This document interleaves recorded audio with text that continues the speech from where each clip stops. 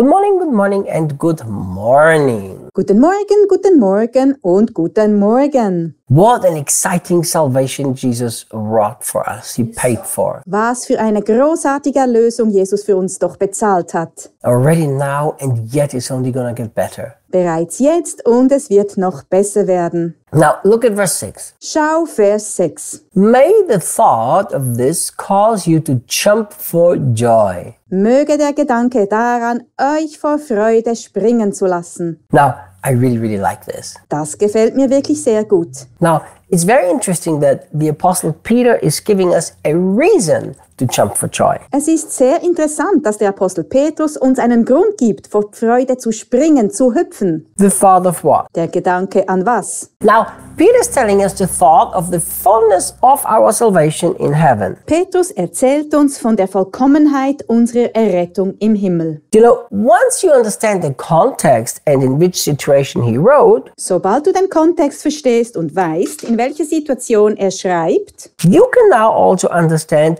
why Peter focused on the eternal salvation on heaven and not on earth. kannst du auch verstehen, warum Petrus sich auf die ewige Erlösung konzentriert, auf den Himmel und nicht auf die Erde. Remember, Erinnere dich, who did he write to? an wen schreibt er? He wrote to people who've been spread out all over the place as refugees because they were persecuted. Er schreibt an Menschen, die als Flüchtlinge über den ganzen Erdball verstreut waren, weil sie verfolgt wurden. So they, in their day-to-day practical life, did not experience that abundant life in the natural. Sie erlebten in ihrem alltäglichen, praktischen Leben nicht das überschwängliche Leben im Natürlichen. And I'm specifically saying natural with quotation marks. Ich setze das Wort natürlich ausdrücklich in Anführungszeichen. Because in their heart, it was still there, and that's what Peter reminded them about. Denn in ihren Herzen war es immer noch da.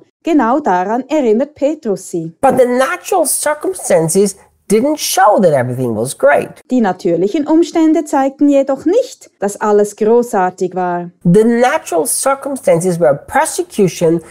Many of them lost their homes. Die natürlichen Umstände waren Verfolgung. Viele von ihnen haben ihr Zuhause verloren. Some of their family members were murdered because of what they believed. Einige ihrer Familienmitglieder wurden wegen ihres Glaubens ermordet. So they lived in their natural experience through hell on earth. So erlebten sie in ihrer natürlichen Erfahrung die Hölle auf Erden. And Peter knew that. Petrus wusste das. So Peter knew that situation. That's why he said that. Petrus kannte diese Situation, deshalb hat er das gesagt. In other words, here's what he said. Mit anderen Worten sagt er Folgendes. You may not have a reason in your circumstances to jump for joy. Ihr mögt in euren Umständen keinen Grund haben, vor Freude zu springen. If you look in the natural, you might feel like crying, weeping and complaining. Wenn ihr auf das Natürliche schaut, könnte euch nach Weinen, nach Jammern und Klagen zumute sein. But I want you to change your focus Aber ich möchte, dass ihr euren Blick ändert to an incredible salvation that will come to its fullness in heaven and nobody can touch it. und auf eine unglaubliche Rettung richtet, die im Himmel zur Vollendung kommen wird und die niemand anrühren kann. Listen, Hört zu. church history shows that some of their homes have perished, they were destroyed. Die Kirchengeschichte zeigt, dass einige ihrer Häuser vernichtet und zerstört wurden. Their families have diminished. Ihre Familien haben sich verkleinert. Their material provision and blessing also has been defiled and taken from them. Auch ihre materielle Versorgung und ihre Segnungen wurden beschmutzt und von ihnen genommen. So from the context we understand, Peter was never talking about the abundant life does not include material blessing. Aus dem Kontext heraus verstehen wir, dass Petrus nie von einem Leben in Fülle spricht, das materielle Segnungen nicht einschließt. From the context he knew persecution because of the deep love for Jesus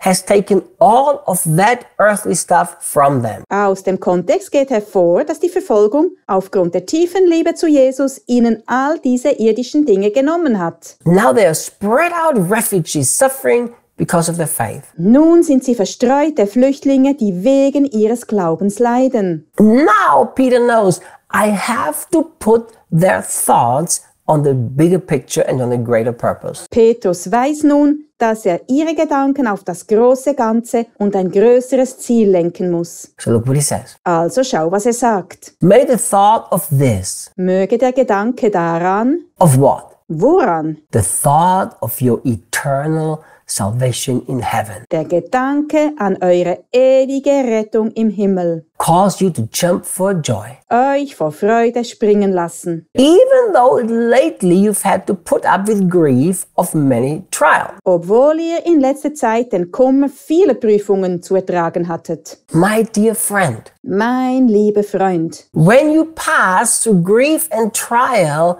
what are you thinking about? wenn du durch Kummer und Prüfungen gehst, woran denkst du dann? Let me ask you this question. Ich frage dich, Do you know that basically all of our victories and defeats starts in what we think? weißt du, dass im Grunde alle unsere Siege und Niederlagen mit unseren Gedanken beginnen? Why?